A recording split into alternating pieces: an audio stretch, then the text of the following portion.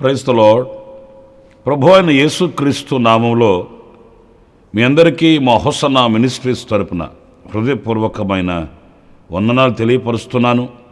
ప్రభువు మిమ్మల్ని దీవించి ఆశీర్వదించునుగాక.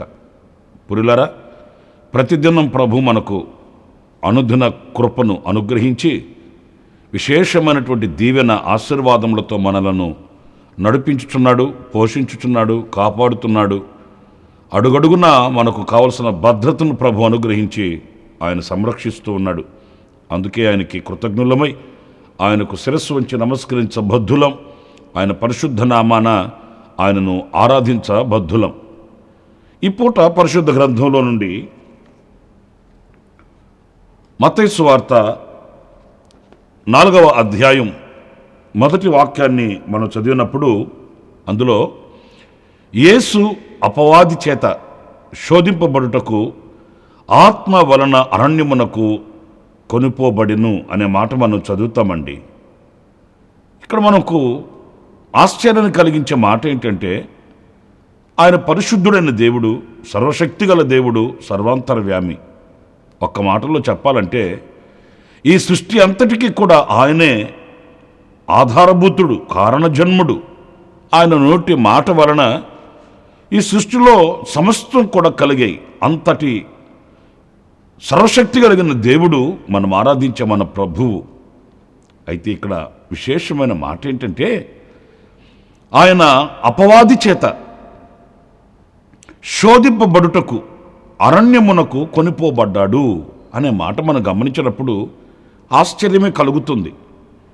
అపవాది ఆయనను కూడా శోధించుటకు అరణ్యమునకు కొనిపోబడ్డాడా అంటే సాతానికి అంత శక్తి ఉన్నదా అనే ప్రశ్న మనకి ఇక్కడ తలెత్తుతుంది.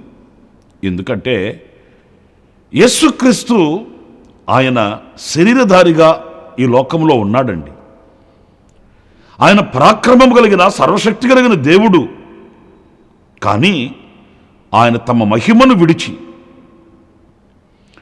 మానవుని స్వరూపము దాల్చి ఆయన దాసునిగా ఈ లోకానికి దిగివచ్చి మన రక్త మాంసములలో ఆయన పాలిభాగస్తుడై ఆయన ఒక నరునిగా ఉన్నాడు.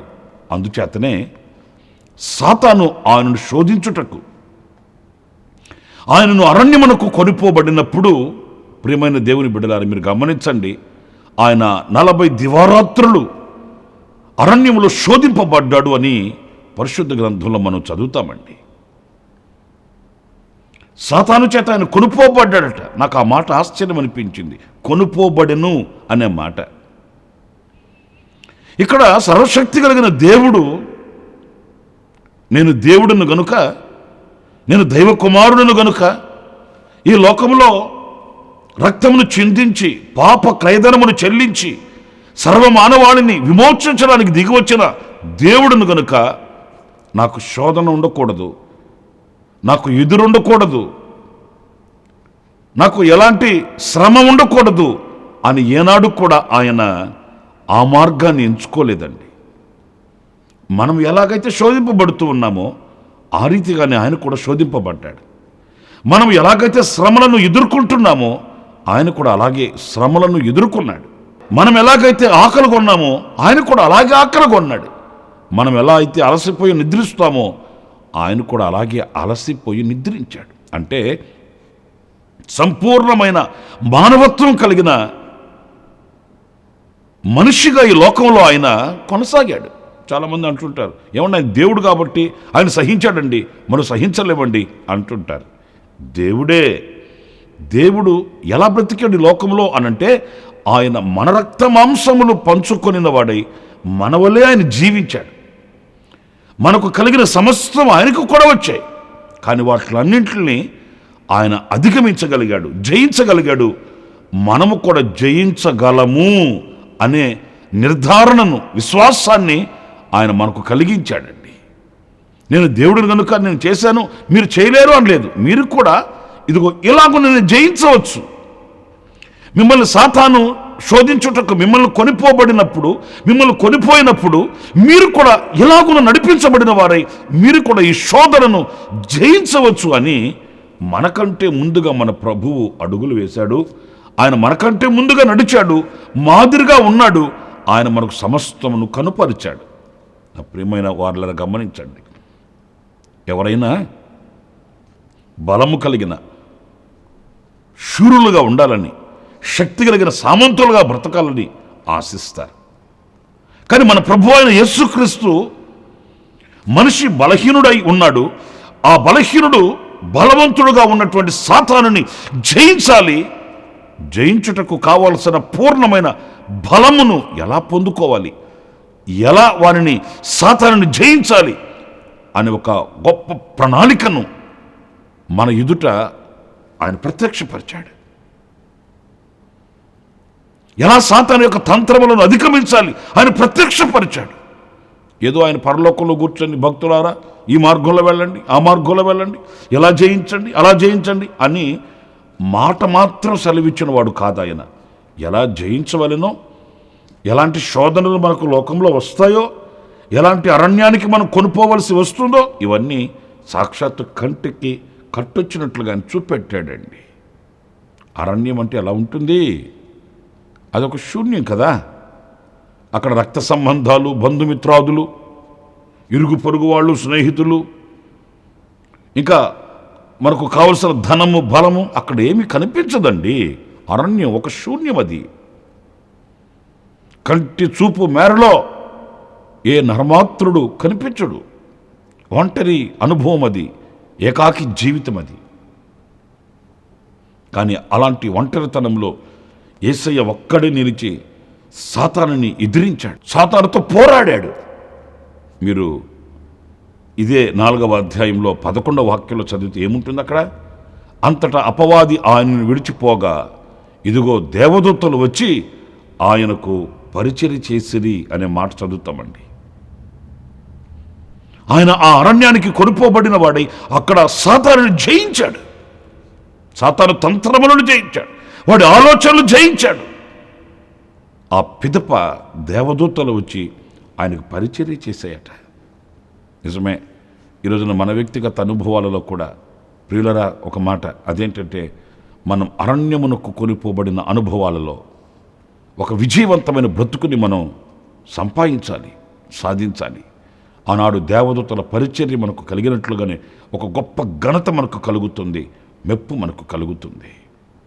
యేసుక్రీస్తు బాప్తిస్మం పొంది ఆయన ఒడ్డుకు రాగానే ఆయన ప్రార్థించుచుండగా వాక్యంలో వ్రాయబడిన మాట అండి, పరలోకంలో నుంచి ఒక స్వరం, ఇదిగో ఇతడే నా ప్రియ కుమారుడు, ఇతని యందు నేను ఆనందించుచున్నాను అనే ఒక స్వరం పావురము వలె దేవుని ఆత్మ ఆయన మీదకు వచ్చి వ్రాలెను అని పరిశుద్ధ గ్రంథంలో మనం చదువుతామండి. ఈ పరిశుద్ధాత్మ అనుభవంలో కలిగిన ప్రభువు, పరిశుద్ధాత్మ చేత నింపబడిన ప్రభువు ఆయన అరణ్యమునకు కొనిపోయి ఆయన ఆ శక్తి చేత, ఆ పరిశుద్ధాత్మ బలము చేత సాతానుని ఎదిరించాడు, జయాన్ని పొందుకున్నాడు, దైవ కుమారునిగా రుజువుపరుచుకున్నాడు. ఆ మార్గాన్ని మన కొరకు ఆయన సిద్ధపరిచి వెళ్ళాడు. కనుక ఈ అరణ్య పోరాటాలలో, ఈ అరణ్య మార్గంలో,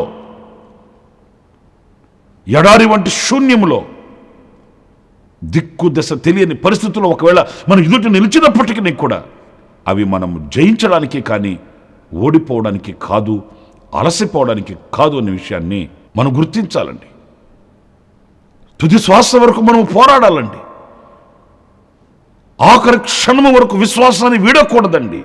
విశ్వాస వీరులమై ప్రభు కొరకై మనం సాక్షిగా నిలవాలండి. మరొక మాట కూడా నేను పరిశుద్ధ గ్రంథంలో మీకు జ్ఞాపకం చేస్తాను. యేసుక్రీస్తు ఒక చరిత్రను గురించి చెప్పాడు. ఆ చరిత్రలో ఇద్దరు కనిపిస్తారండి, ఒక పేదవాడు, ఒక గొప్పవాడు.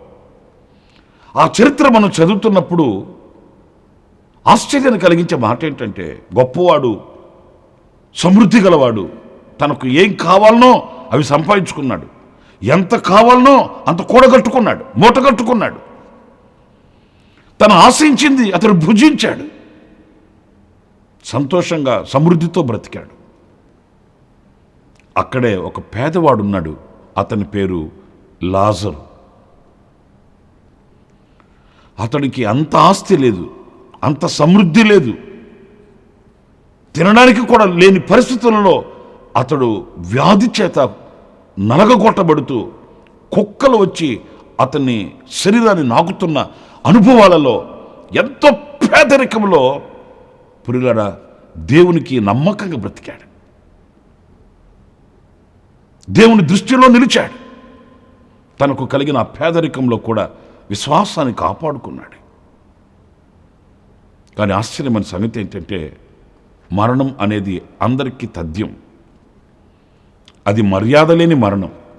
చిన్నవానికి పెద్దవానికి అందరికీ వస్తుంది.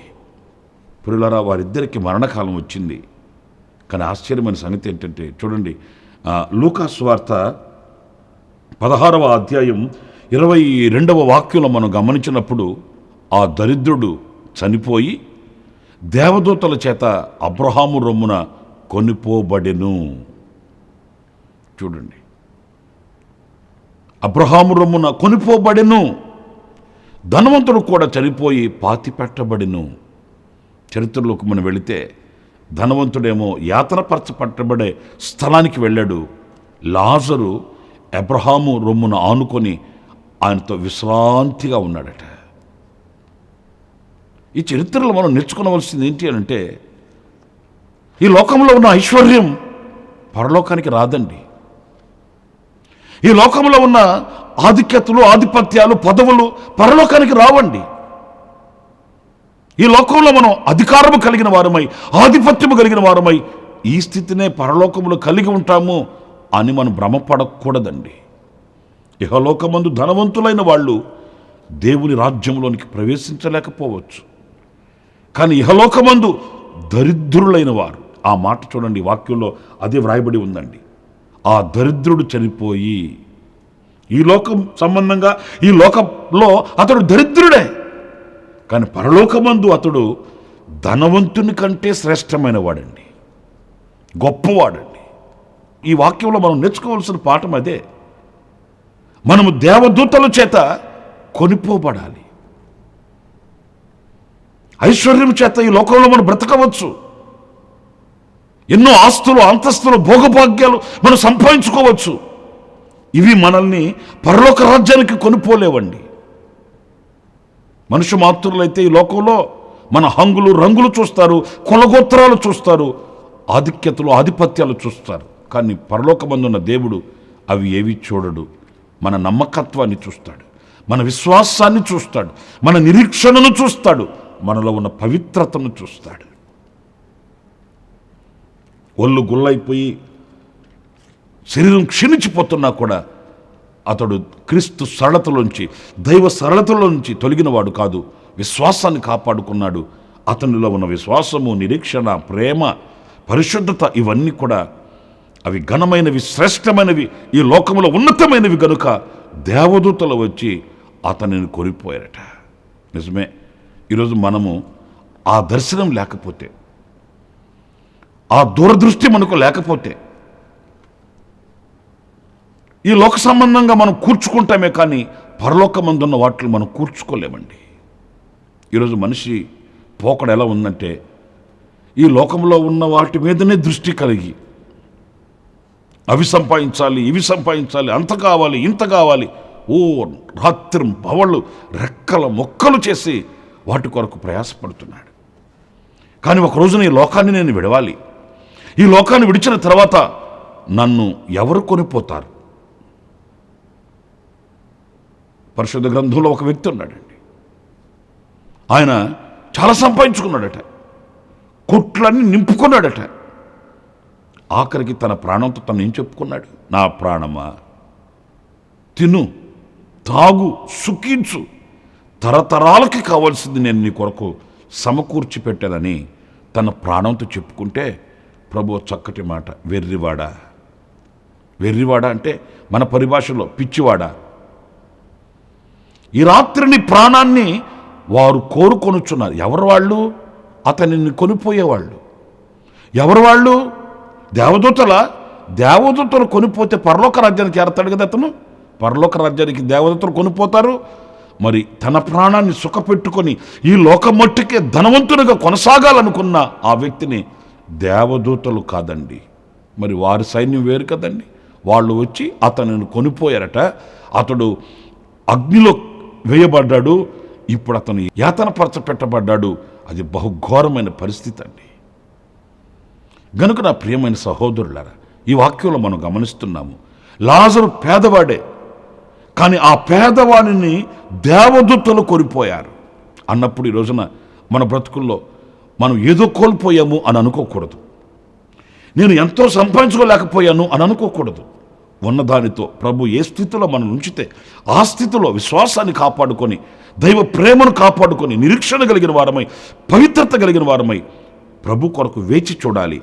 ఆయన రాజ్యంలోనికి దేవదూతల చేత మనం కొనిపోబడినట్లుగా మన విశ్వాస జీవితాన్ని మనం మలచుకొనవలసిన అవసరం ఎంతైనా ఉంది. ఇది మన జీవితానికి క్షేమకరమైనది, ఆశీర్వాదకరమైనది, ఎంతో గొప్పది అనేది మనం గుర్తించి గ్రహించి ఆ దిశగా మనం నడిపించబడాలి. ఇంకొక మాట కూడా నేను మీకు జ్ఞాపకం చేస్తాను. అదేంటంటే, ఒకసారి దైవజనుడైన ఫిలిప్ని దేవుడు దర్శించి అతనితో చెప్పాడు, నీవు పరిగెత్తుకొని వెళ్ళి రథంలో ఒక వ్యక్తి వెళ్తున్నాడు, అతనిని కలుసుకొనమని. చూడండి, అతడేమో రథంలో వెళుతున్నాడు. రథములో వెళుతున్న వ్యక్తిని ఈ దైవజనుడు పరిగెత్తుకొని వెళ్ళి అతన్ని కలుసుకోవాలట. పిల్లల ఫిలిప్ అలాగే పరిగెత్తుకుంటూ వెళ్ళి ఆ రథంలో వెళుతున్న అతనిని కలవడం. అతడు యెషయా గ్రంథాన్ని చదువుతున్నప్పుడు ఈ ఫిలిప్ దైవజనుడు వెళ్ళి అతనిని దర్శించి అతను చదువుతున్నది అతనికి గ్రహింపు చేసి ఆ వాక్యం యొక్క ఆంతర్యాన్ని అతనికి తెలియపరిచినప్పుడు అతనిలో ఒక పశ్చాత్తాపం కలిగింది, పరివర్తన కలిగింది. వెంటనే ఆ కందకి మంత్రి అన్నాడు, అయ్యా, నీళ్లు సమృద్ధిగా ఉన్నాయి, నా హృదయాన్ని నేను మార్చుకున్నాను, పశ్చాత్తాప్తుడనయ్యాను, లేఖనముల యొక్క గ్రహింపు నాకు కలిగింది. దైవజనుడు నీవు కూడా సిద్ధంగా ఉన్నావు, ఇక ఆలస్యం ఏంటి, నాకు వెంటనే బాప్తిస్మం ఇవ్వమని ఆయన కోరుకున్నాడండి. మనం గనకైతే ఎన్ని ఆటంకాలు చెప్పేవాళ్ళము. ఎందుకంటే మనకు ఇంకా చాలా కార్యక్రమాలు ఉంటాయి కదండి. కానీ ఆ మంత్రి అలా కాదు. ఇది శుభ సమయం అనుకున్నాడు, ఇది ప్రభు నాకు ఇచ్చిన ఈ తరుణం అనుకున్నాడు. ఈ తరుణాన్ని పోగొట్టుకుంటే నేను చాలా పోగొట్టుకుని వాడని అవుతాను అనుకున్నాడు. వెంటనే ఆయన శిరస్సు వంచి నాకు బాప్తిస్మం ఇమ్మన్నప్పుడు అక్కడ నీళ్లు ఉన్నాయండి. వారిద్దరూ ఆ రథాన్ని దిగి నీళ్లలోకి దిగి దైవజనుడు ఫిలిప్పు మరి ఆ మంత్రి గారికి బాప్తిస్మం ఇచ్చాడంటండి. ఆ తర్వాత ఏం జరిగింది చూడండి. అపోస్తలుల కార్యాల గ్రంథం 8వ అధ్యాయం 39వ వాక్యంలో మనం గమనించినప్పుడు, వారు నీళ్లలో నుండి వెడలి వచ్చినప్పుడు ప్రభు ఆత్మ ఫిలిప్పును కొనిపోయెను. నపుంసకుడు సంతోషించుచు తన త్రోవను వెళ్ళెను. అతడు ఫిలిప్పును మరి ఎన్నడూ చూడలేదు. ఇక్కడ చూడండి, ఆ దైవజనుడి ఫిలిప్పును దేవుని ఆత్మ కొనిపోయిందట. ఎందుకంటే ఆ ఫిలిప్పు దేవుని చిత్తాన్ని చేసినవాడు, దేవుని ఆజ్ఞను నెరవేర్చినవాడు. ఆ రథంలో వెళుతున్న అతనిని పరిగెత్తుకుని వెళ్ళి కలవమన్నప్పుడు అలా పరిగెత్తుకుంటూ వెళ్ళి ప్రయాసపడి దేవుడు ఇలా చెప్పాడు అని అలాగుననే శిరస్సు వంచి ఆ కార్యం కొరకై వెళ్ళాడు. అక్కడ దైవ కార్యానికి ఒక సాధనంగా వాడబడ్డాడు. దేవుని చిత్తానికి ఒక పాత్రగా వాడబడ్డాడు. దేవుని నీతిని అక్కడ నెరవేర్చగలిగాడు. దేవుని కొరకై ఒక ఆత్మను సంపాదించగలిగాడండి. నా ప్రియమైన దేవుని బిడ్డలారా, ఆ తర్వాత దేవుని ఆత్మ ఫిలిప్పును కొనిపోయాను. మనం ఎప్పుడైతే ఆ దైవ ప్రణాళికకు శిరస్సు వంచి దేవుని ఆజ్ఞకు తల వంచి విధేయమై మనము ఆయన నడిపింపులో నడవగలుగుతామో, ప్రియులారా, మనం దేవుని ఆత్మచేత కొనిపోబడే వ్యక్తులుగా మనం ఉండగలుగుతామండి. మనకున్న పెద్ద అలవాటు ఏంటంటే, దేవుడు వద్దు అంటే మనం కావాలి అంటాం, ప్రభు కావాలి అంటే మనం వద్దు అంటాం, ప్రభు వెళ్ళమంటే మనం ఉండిపోతాం, ప్రభు ఉండమంటే మనం వెళ్ళిపోతాం. అన్నీ కూడా మనకు వ్యతిరేకమే. దానికి ఎన్నో కారణాలు మనం చెప్తాం. అందుకే ఈ రోజున ఆ దైవ ఆత్మ పూర్ణమై ఆ దేవుని ఆత్మ చేత మనం నడిపించబడలేని వ్యక్తులుగా మారిపోతున్నామండి. నా ప్రియులారా, ఫిలిప్ అలా కాదు. అది ఎంత కష్టమైన ఎంత భారమైన ప్రభు చెప్పాడు, నేను వెళ్ళాలి, దేవుని చేత వాడబడే పాత్రగా నేను ఉండాలి. రథము వెంట వెళుతున్న అతన్ని పరిగెత్తుకొని వెళ్ళి కలవడం అంటే సాదాసీదా ఏం కాదండి. అయినా అతను ఒక దైవజనుడు, గొప్ప దైవజనుడు. ఏమండి, ఆయన రథంలో వెళుతున్నాడు, నేను పరిగెత్తుకొని వెళ్ళి ఆయన కలిస్తే ఏం బాగుంటుంది, నాకు విలువ ఉంటుందా, నాకు ఘనత ఉంటుందా, నన్ను మరల భావి, ఇలాగా ఎన్నో చెప్పచ్చండి. అలా ఏం చెప్పలేదు. అంత విధేయుడు గనుక దేవుని ఆత్మచేత అతను కొనిపోబడ్డాడు. ఈరోజున మన వ్యక్తిగత అనుభవాలని సరిపోల్చుకుంటే మనం దేవుని వాక్యానికి, దేవుని ఆజ్ఞలకు, దేవుని చిత్తానికి, దేవుని ప్రణాళికకు ఎంత విధేయులమై దేవుని చేత వాడబడే సాధనాలుగా మనం ఉండగలుగుతున్నాము, ఆయన పాత్రగా మనం బ్రతకగలుగుతున్నామనేది ఒక ప్రశ్నగా మనం వేసుకోవాలి. మనలో ఒక పరివర్తన కలగాలి. ఆనాడే మనము కూడా, ఆనాడు ఫిలిప్పును దేవుని ఆత్మ ఎలా కొనిపోయిందో అలాగునే మనం కూడా కొనిపోబడే ఒక ఆధ్యాత్మికమైన విలువ కలిగిన వ్యక్తులుగా మనం బ్రతకగలుగుతాము. అలాంటి కృప దేవుడు మనకు అనుగ్రహించునుగాక. 3 విషయాలను మీతో చెబుతూ వచ్చాను. దేవుని ఆత్మచేత అరణ్యమునకు కొనిపోబడ్డాడు మన ప్రభువైన అయిన యేసుక్రీస్తు. దేవదూతల చేత అబ్రహాము రొమ్మున కొనిపోబడ్డాడు లాజరు. దేవుని ఆత్మచేత కొనిపోబడ్డాడు ఫిలిప్పు. ప్రియులారా, మరి మనము కూడా ఇలాంటి అనుభవాలలో కొనిపోబడే ఆధ్యాత్మికమైనటువంటి స్థానానికి మనం ఎక్కి వెళ్ళవలసి ఉంది. అలాంటి కృప దేవుడు మనందరికీ ప్రసాదించుగాక. ఆమేన్. తలలు వంచండి, చిన్న ప్రార్థన చేసుకుందాం. కృపా సత్య సంపూర్ణుడ జీవాధిపతి అయిన ప్రభువా, మీకు వందనాలు చెల్లిస్తున్నాను. నాయనా, కొనిపోబడే ఆ ఉన్నతమైన అనుభూతిని ఇదిగో ఈ మాటలు వింటున్న ప్రతి ఒక్కొక్కరిని కలిగి ఉండడానికి సహాయం చేయండి. ఏదో రక్షింపబడ్డాము, బాప్తిసం పొందాము, పరిశుద్ధాత్మను పొందాము అని చెప్పుకోవడం కాదు. ప్రభు, ఆనాడు మీరు అరణ్యమునకు కొనిపోబడిన వారై సాతాను ఆలోచనలు జయించినట్లుగా లాజరు విశ్వాసాన్ని కాపాడుకొని అబ్రహాము రొమ్మును కొనిపోబడిన వాడై విశ్రాంతి పొందినట్లుగా ఫిలిప్పు కథ కొనిపోబడి దైవ కార్యములను రుచి చూచిన వాడై ఆత్మచేత కొనిపోబడినట్లుగా మా వ్యక్తిగత బ్రతుకులలో అలాంటి అనుభూతిని మేము అన్వయించుకొని బ్రతకడానికి సహాయం చేయమని మమ్మల్ని మీ చేతులు సమర్పించుకుంటూ యేసు ప్రశస్త నామములో ప్రార్థన చేసి వేడుకొనుచున్నాము తండ్రి. ఆమేన్, ఆమేన్, ఆమేన్. ప్రభు మిమ్మల్ని దీవించి ఆశీర్వదించునుగాక. విశేషమైన కృప నా దేవుడు ఈ దినమంతా మీకు ప్రసాదించునుగాక. ఆమేన్. ప్రతి దినము ఈ అనుదిన కృపాను సందేశాల కొరకు, ఇంకా మరిన్ని ఆత్మ సంబంధమైన సందేశాల కొరకు ఈ మా యూట్యూబ్ ఛానల్ ని సబ్స్క్రైబ్ చేసుకోండి. Pastor Ramesh ministries.